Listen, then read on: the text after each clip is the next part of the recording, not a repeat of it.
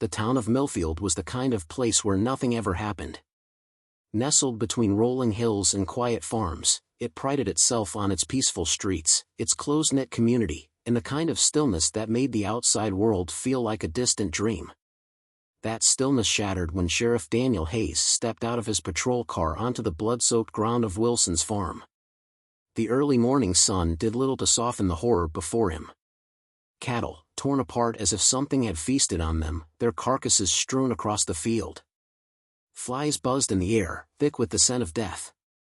Hayes adjusted his hat and tightened his grip on his revolver.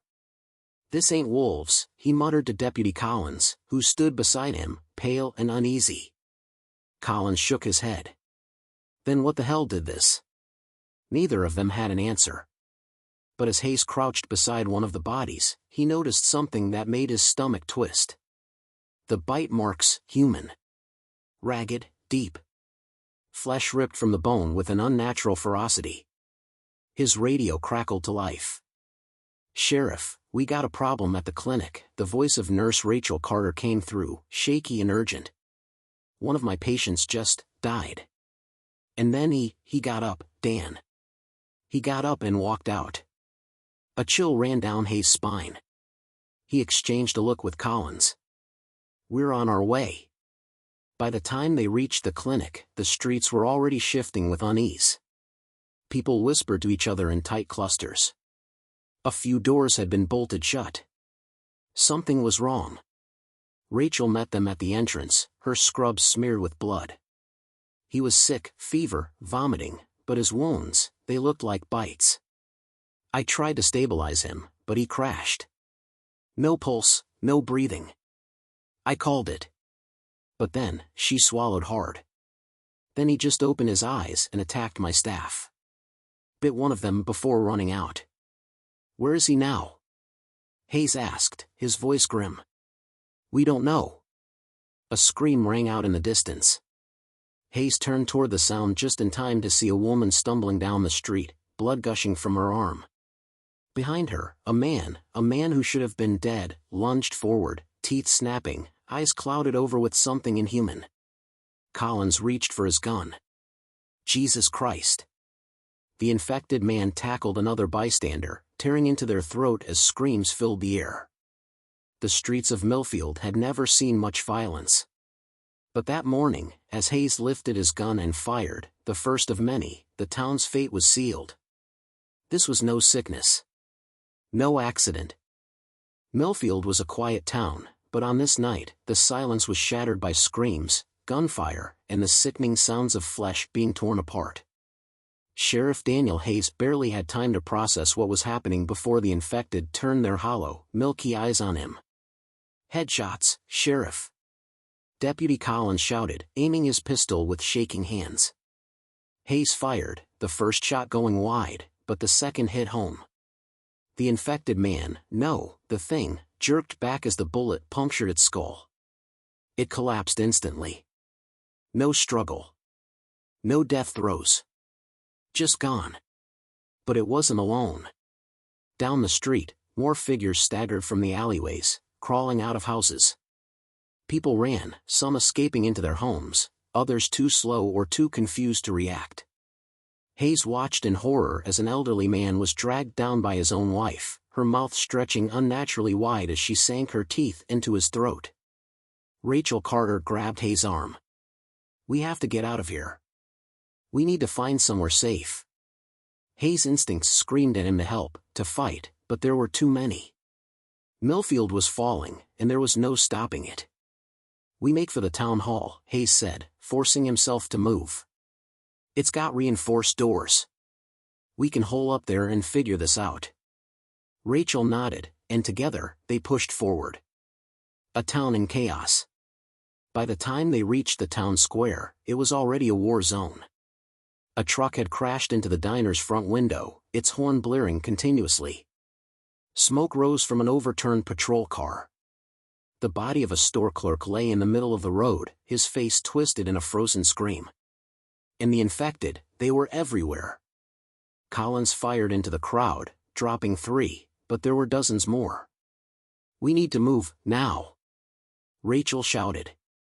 Across the square, a group of survivors, business owners, locals, even a couple of teenagers, were sprinting toward the town hall. Hayes recognized Tom Briggs, the town's mechanic, dragging his injured wife. "Tom! Over here!" Hayes yelled. Briggs turned, face wild with fear. "Sheriff! Help me!" Rachel was already moving, slinging the woman's arm over her shoulder as they rushed toward the hall. But as they reached the doors, Collins hesitated. "Where's the mayor?" "No time," Hayes shouted. He pushed inside, locking the doors behind them as the dead swarmed the entrance. Through the glass, they watched as Millfield burned. Trapped, but not safe. Inside the town hall, there were around 15 survivors, men, women, even a crying child clutching a teddy bear. Rachel immediately went to check on the wounded. "We need a plan," Briggs said, his voice shaking. "We can't just sit here."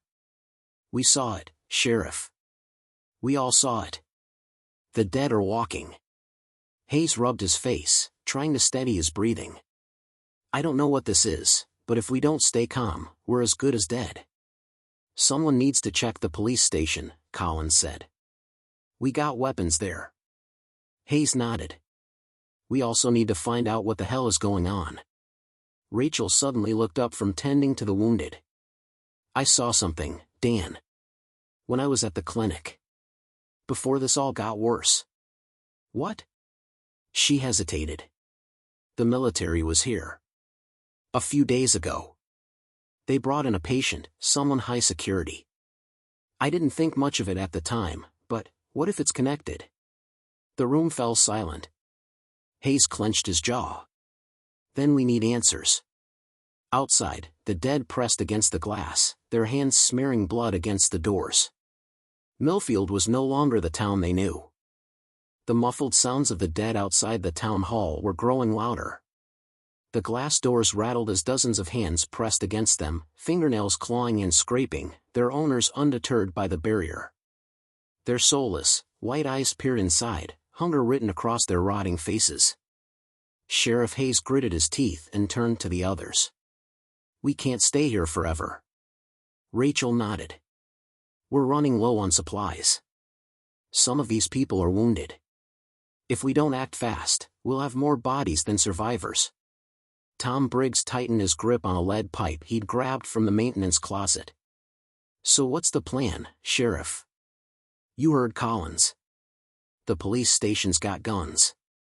Hayes exhaled slowly. "Then that's where we're going. A desperate mission."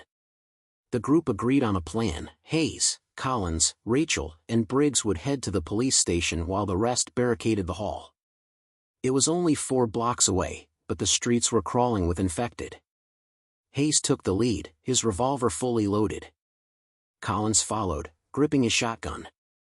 Rachel carried a medical bag slung over her shoulder, and Briggs clutched his pipe like his life depended on it, which it probably did. They slipped out a side door into the alley. The air was thick with the stench of death. Distant screams echoed through the night, a haunting reminder that not everyone in Millfield had made it to safety. They moved fast and quiet, keeping to the shadows, but the closer they got to the station, the worse it got. The infected were everywhere.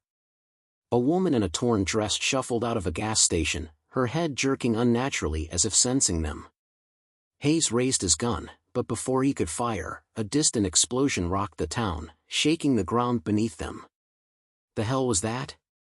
Collins whispered. Rachel looked toward the sky. A faint glow was rising beyond the hills. "Something's burning." Hayes didn't like this. First the military showing up unannounced, now an explosion. Something bigger was happening. "Keep moving," he ordered. Blood in the streets. They reached the final block before the station and froze. The road was a graveyard. Bodies were everywhere, civilians, police officers, even a few dogs that had been torn apart. The station's front doors were wide open, but something was moving inside. A lone figure staggered out. It was Officer Reed. Or at least, it had been. His face was half missing, his uniform soaked in blood. His vacant eyes locked onto them, and then he let out an inhuman shriek. More movement. Inside the station, dozens of figures stirred. The infected, trapped within, waiting. Briggs let out a shaky breath. Sheriff. I don't think we're getting in there. Hayes gritted his teeth. We don't have a choice. Reed lunged. Hayes fired. The gunshot rang out like a thunderclap. The infected in the station heard it. They turned. And then, like a wave, they surged forward. Run! Hayes shouted. Collins blasted one with a shotgun, sending it sprawling, but there were too many. The four of them bolted down the street, dodging bodies and overturned cars. Rachel pointed ahead. The hardware store. We can cut through. They veered toward the shattered windows of Millfield's only hardware store, leaping over fallen shelves and broken tools. Briggs slammed the door shut behind them, but the infected were already pounding against the glass. Hayes turned, his heart pounding. The station was lost. The town was lost. But then Rachel gasped. Dan. Look. She was pointing at something on the wall, a map. But it wasn't just any map. It showed Millfield. And marked in red was a location Hayes had never seen before. A military bunker. His stomach twisted. This wasn't just an outbreak. The hardware store was eerily silent, save for the rhythmic pounding of the undead outside. The barricade of metal shelves wouldn't hold for long. Sheriff Hayes studied the map on the wall, his eyes locked on the red-marked location. A military bunker, one that shouldn't exist. Collins, still catching his breath, leaned in. What the hell is this, Sheriff? We got a damn secret government facility near our town? Rachel's expression darkened. The military was here before the outbreak started. What if this bunker has something to do with it? Briggs, gripping his lead pipe tighter, swallowed hard. If there's military tech down there, do you think they've got answers? Or better yet, a way out of this nightmare? Hayes didn't know, but one thing was clear, the police station was a death trap. They needed a new plan. Breaking out. The infected outside were relentless. Their bloodied hands smeared the glass, their mouths gaping hungrily. The store wasn't safe for long. We can't stay here, Rachel whispered. And we can't fight our way through the whole damn town. Hayes' eyes flickered to the back of the store. The loading dock.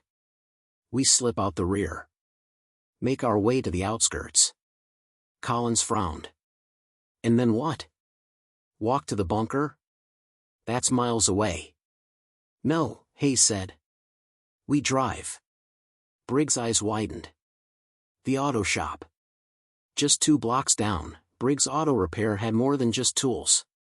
It had trucks, sturdy ones that could ram through whatever was waiting for them. It was risky, but the only shot they had. Hayes nodded. Then let's move. Deadly streets. They slipped out the back of the hardware store into the alleyway. The smell of rot was overwhelming. Moving quickly, they ducked behind dumpsters and weaved through abandoned cars. The town was falling apart, sirens blared in the distance, fires raged in the buildings, and the moans of the infected echoed everywhere. They were halfway to the auto shop when Rachel suddenly froze. Wait, do you hear that? The others stopped. At first, all they could hear were the undead in the distance. But then, something else. A deep, guttural growl. Slowly, they turned the corner, and saw it. A mutated infected. It was different, larger, hunched over, with exposed muscle and unnaturally long claws. Its white eyes gleamed in the moonlight. Briggs stepped back. What the hell is that? The creature snapped its head toward them. Then, with a deafening snarl, it charged. The auto shop siege. Hayes fired, but the bullets barely slowed the thing down. Run, he shouted. They sprinted for the auto shop, the monster closing in fast. Collins turned and fired his shotgun, blasting off part of its shoulder, but it didn't stop. It barely even flinched. They crashed through the garage doors just as the beast lunged. Briggs hit the emergency shutter button, and the heavy metal doors slammed down just as the creature's claws scraped against them. For a moment, silence. Then, a thunderous impact as the thing threw itself against the metal. "Move, move!" Hayes barked. Briggs ran to a pickup truck, yanking open the door. "Keys are in the office." Rachel bolted toward the small office at the back of the shop, disappearing inside. Another crash. The monster was pounding against the door, harder this time. The barricade wouldn't last. Collins grabbed a crowbar. "If that thing gets in here..." A sickening metallic screech. The creature was tearing through the door. Then Rachel came running back, keys in hand. "Go!" Hayes jumped into the driver's seat, started the engine, and floored it. The garage door burst open, and the mutant leaped forward. But the truck slammed into it full force, sending it crashing through the wall. The survivors sped out into the night, leaving the nightmare behind. For now. A dark revelation. As the truck roared down the road toward the bunker, Rachel clutched a folder she had grabbed from the auto shop's office. "Guys, this isn't just a map." Hayes glanced at her. "What do you mean?" She flipped it open, revealing military documents. Project Z13. Human trials. Collins' face paled. "Oh, hell no." Briggs clenched his fists. "They did this. They caused this." Hayes' grip tightened on the wheel. This wasn't just a virus. This was something else. And the bunker might be their only chance to find out the truth. The truck tore down the abandoned highway, headlights cutting through the darkness. Millfield was behind them now, a burning husk of a town overrun by the dead.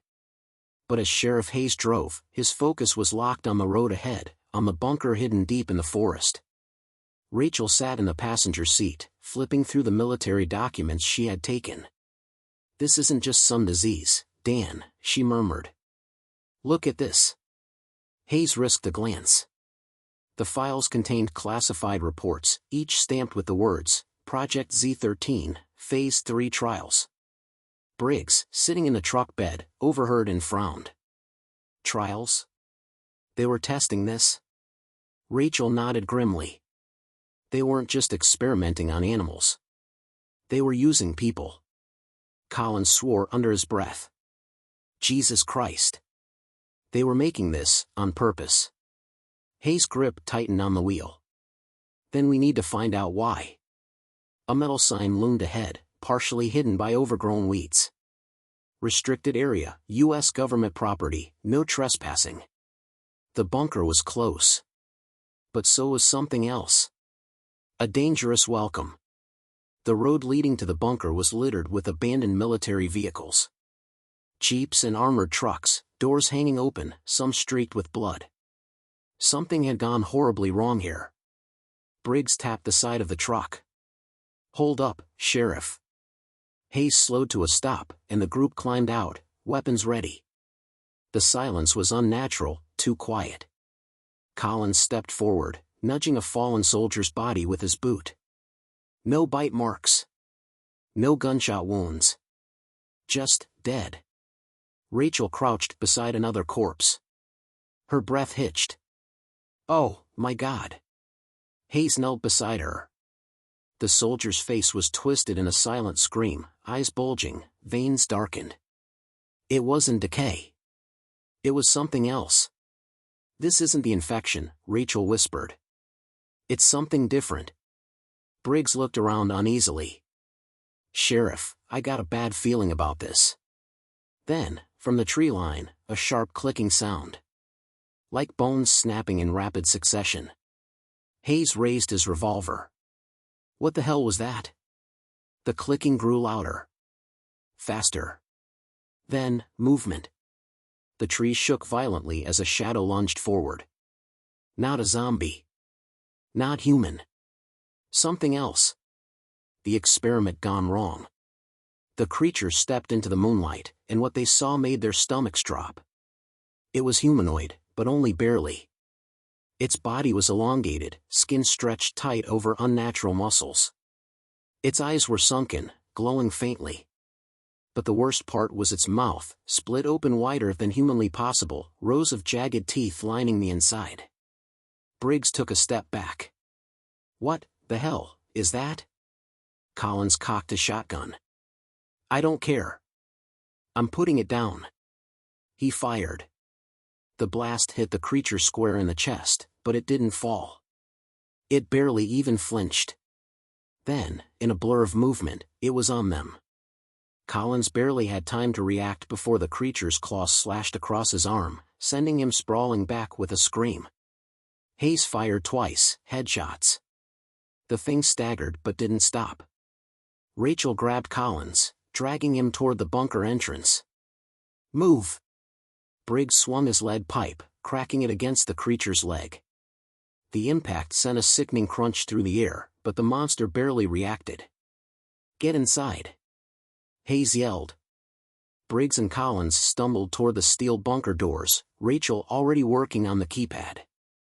The creature lunged again, Hayes barely dodged, feeling its claws tear through his jacket. Then, beep.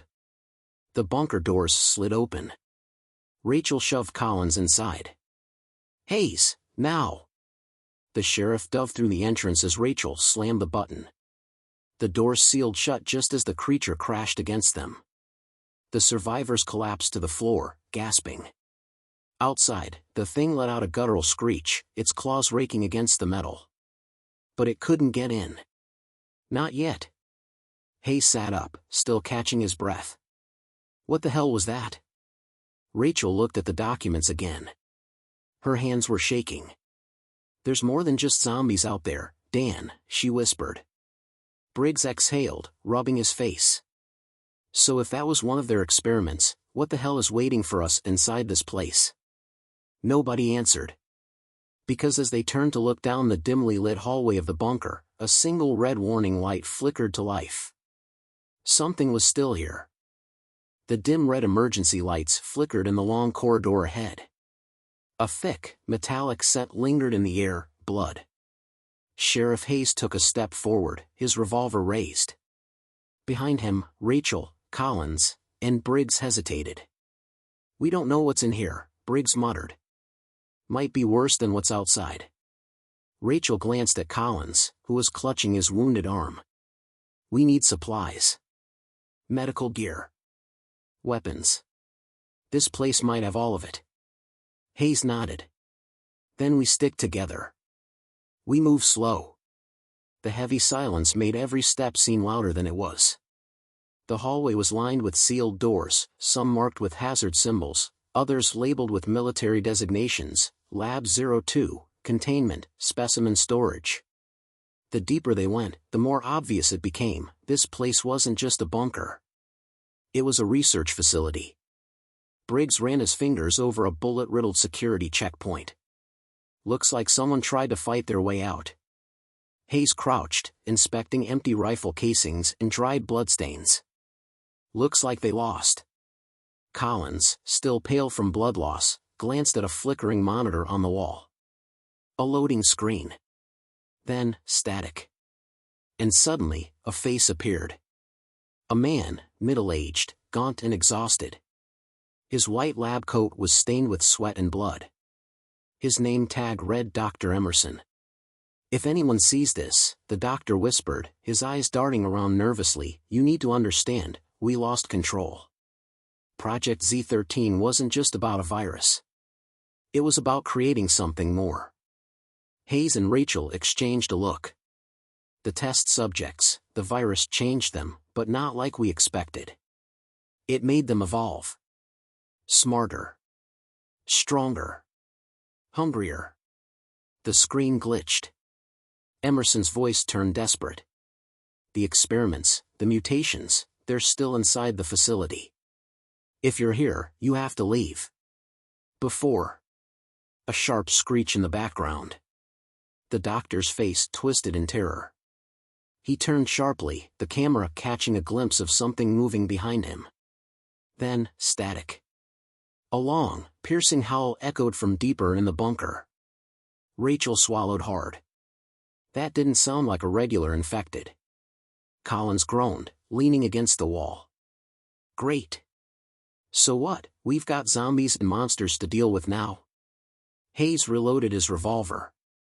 We keep moving. A graveyard of science.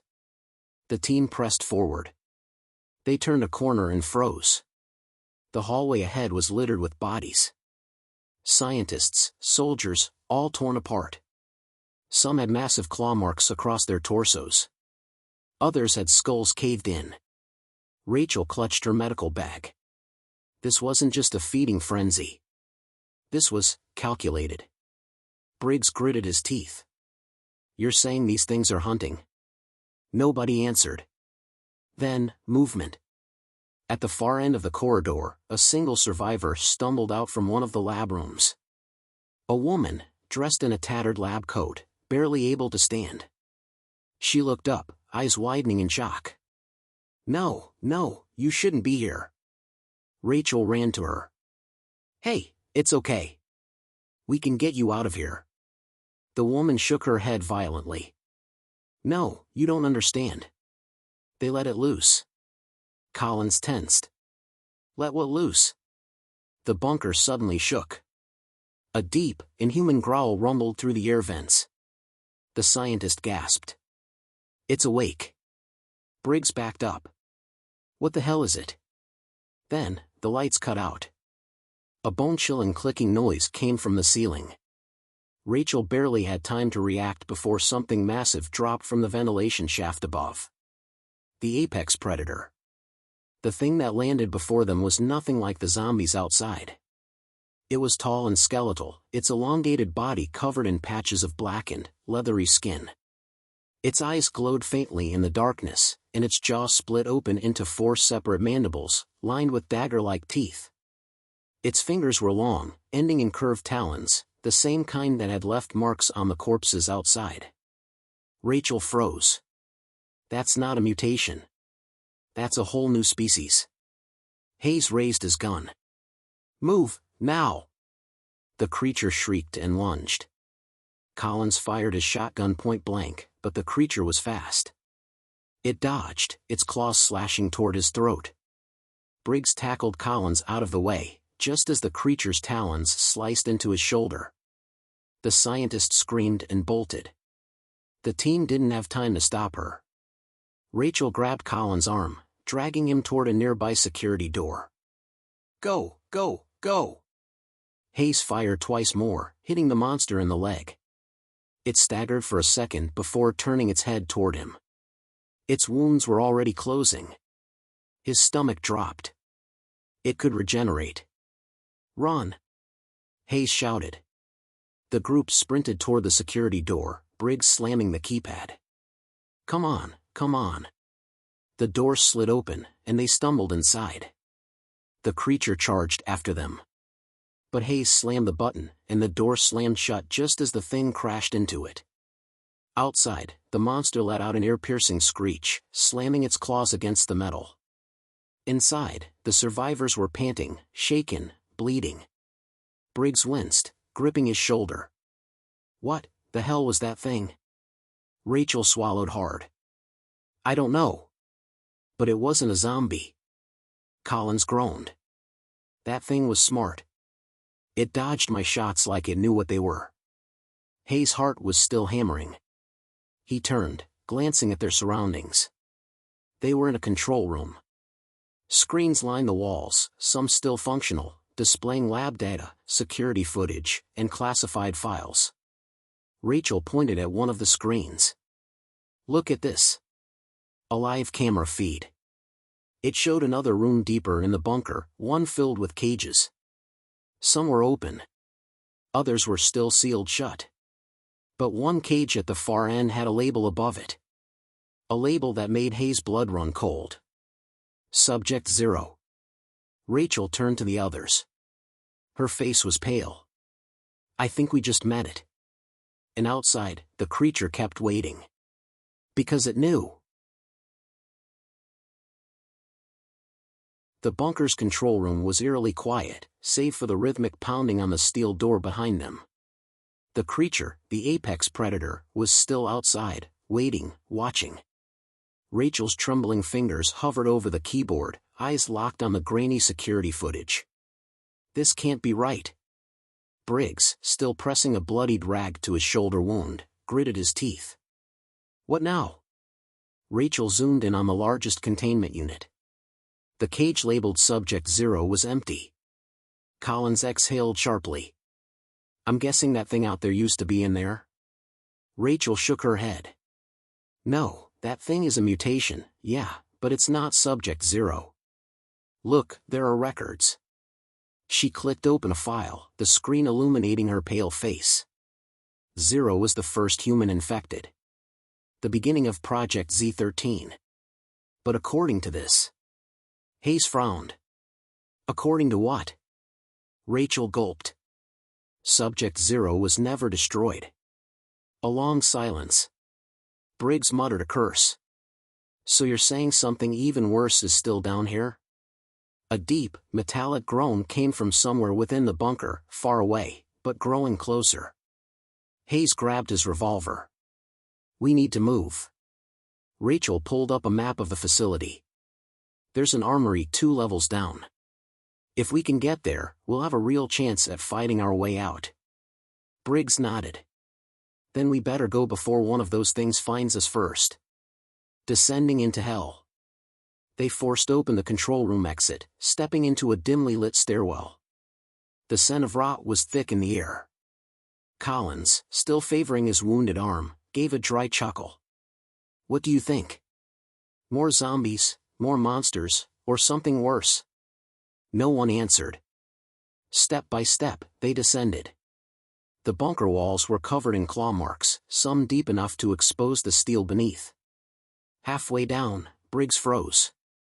Wait. The others turned. Briggs pointed toward a dark corner of the stairwell. Blood pooled near the bottom step, but the bodies weren't human. Rachel gasped. Those are... soldiers. Hayes stepped forward cautiously, nudging a corpse with his boot. The soldier's helmet was caved in, as if something had crushed it with inhuman force. Then, movement. Rachel's breath hitched. Oh, God. The soldier twitched. Then his jaw unhinged, revealing a second row of jagged teeth inside. Hayes barely had time to raise his gun before the thing lunged. The new infection. Hayes fired twice. The bullets ripped into the soldier's head, but instead of collapsing, the creature shrieked and kept coming. Collins swore, shoving Rachel back as the thing clawed wildly at them. Briggs swung his lead pipe, caving in the thing's ribs, but it didn't react to pain. Instead, it twisted its head at an unnatural angle and lunged at him. Rachel grabbed a nearby scalpel from her med kit and jammed it into the creature's neck. Finally, the thing staggered back, shuddered, then collapsed, convulsing violently before falling still. The group panted, eyes wide. Briggs wiped sweat from his brow. That wasn't normal. Rachel was already checking its body. This wasn't a zombie, she said, her voice barely above a whisper. It was a soldier, but the infection changed him. It evolved. Hayes tightened his grip on his revolver. How the hell do you fight something that doesn't die like the others? Rachel hesitated. Then she checked the bunker records again. There's a note about fire. She scrolled down. The infection can survive bullets, but not extreme heat. Flamethrowers. Incendiary rounds. Collins shook his head. I don't know about you, but I didn't exactly pack a flamethrower before coming to work today. Rachel turned the screen toward them. That's why we need the armory. Hayes nodded. Then let's move. Before something else finds us. Subject Zero's awakening. They finally reached the second level. The hallway leading to the armory was long, dimly lit, and lined with massive glass containment chambers. Some were empty. Others still held decayed, deformed creatures, their bodies twitching unnaturally. Briggs shuddered. God, this place is a damn nightmare. Then, a sound. A deep, guttural breath. Collins turned toward the largest containment unit at the far end of the hall. The glass was frosted over, the inside impossible to see. But something shifted inside. Rachel checked the label. Her blood ran cold. Subject 0, status, cryogenic suspension. Briggs stepped back. Tell me that thing's still frozen solid. Rachel looked closer. Her stomach dropped. The power, it's failing. A single crack formed in the ice. Hayes raised his revolver. We need to get to the armory. Now. But as they turned to move, the crack spread. Then, a low, unnatural growl rumbled from inside the frozen chamber. Rachel's breath hitched. The frosted glass suddenly shattered outward. A tall, grotesquely mutated figure stepped forward, exhaling steam from its massive chest. Its eyes snapped open, black pits with a sickly, golden glow. And it spoke. A voice, guttural and distorted. You shouldn't have come. The team froze. Briggs' voice was barely a whisper. Jesus Christ, it can talk. Subject 0 lifted its clawed hand, the air around it distorted, almost vibrating. Then it lunged. The shockwave from Subject 0's lunge ripped through the hallway, shattering glass and throwing the survivors off their feet. Hayes slammed into the wall, his revolver flying from his grip. Rachel barely dodged, rolling behind a console as shards of broken containment units rained down. Briggs and Collins hit the floor hard. Briggs groaned, pushing himself up. We need a plan. Right the hell now. Rachel's mind raced. Fire. It was their only chance. But they still had to reach the armory. Subject 0 stalked forward, its massive, mutated frame radiating power. Its eyes locked onto them, dark and ancient, filled with something that wasn't just hunger. It was hatred. It spoke again. You are the disease. Then it raised one clawed hand, and the hallway erupted with movement. The containment units burst open. Dozens of twisted, mutated infected spilled out, faster, stronger, more evolved. The team barely had time to react before the creatures rushed them. Running through hell. Hayes snatched his revolver and fired, taking down the first mutant infected. The shot blew its head clean off, but two more took its place. Collins grabbed a fallen soldier's assault rifle, spraying bullets at the incoming wave. We can't fight all of them. Move! Briggs and Rachel sprinted for the armory door. Rachel smashed the keypad. Access denied. No, no, no. Hayes turned. Shoot it open. Briggs didn't hesitate, he raised his shotgun and fired at the keypad. The door buzzed, then slid open. Inside. Now. The team rushed in, Rachel hitting the emergency lockdown switch. The thick metal doors slammed shut behind them, cutting off the infected. For a moment, there was silence, except for the pounding outside. Collins slumped against the wall, panting. That was way too close. Rachel turned toward the weapon racks. Her heart raced with relief. Flamethrowers. Incendiary rounds. Explosives. Briggs grinned. Now we're talking. Hayes grabbed a flamethrower and checked the fuel. We light them up. Burn everything that moves. Collins loaded incendiary shells into a shotgun. Hell yeah. Rachel armed herself with a grenade launcher. We make sure Subject 0 never walks out of this place. The pounding at the door stopped. Silence. Then, a deep, guttural laugh. Rachel shivered. It knows. Hayes took a deep breath. Then we go out there and end this. Briggs smirked, cracking his neck. Let's barbecue some monsters. Fire and fury. The doors slid open. The hallway was swarming with mutated infected, hundreds of them, snarling, twitching, ready to rip them apart. Subject 0 stood behind them, watching. Hayes raised the flamethrower. Light 'em up. Whoosh. A wave of fire roared down the corridor, igniting everything in its path. The infected screamed, their flesh melting as the flames consumed them.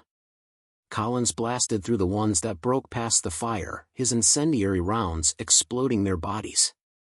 Briggs hurled grenades, blowing mutants into bloody chunks. Rachel launched a firebomb straight into the horde. The bunker shook as the explosion erased dozens of infected in an instant. But Subject Zero didn't burn. It walked through the fire, its skin healing instantly, its eyes glowing brighter. Rachel's stomach dropped. "Oh, no!" Subject Zero grinned. Then, it moved. Faster than anything they'd ever seen. 1 second, it was yards away. The next, it was in front of them. It ripped the flamethrower from Hayes' hands and crushed it. Briggs swung a fire axe, but Zero caught it midair. It tore the weapon from his grip, slamming Briggs into the wall with enough force to crack concrete. Collins fired point blank. Zero caught the shotgun barrel with its bare hand, the shell exploding harmlessly against its flesh. Then it grabbed Collins by the throat and hurled him across the room. Rachel was the last one standing. She raised her grenade launcher. "Burn in hell, you son of a..."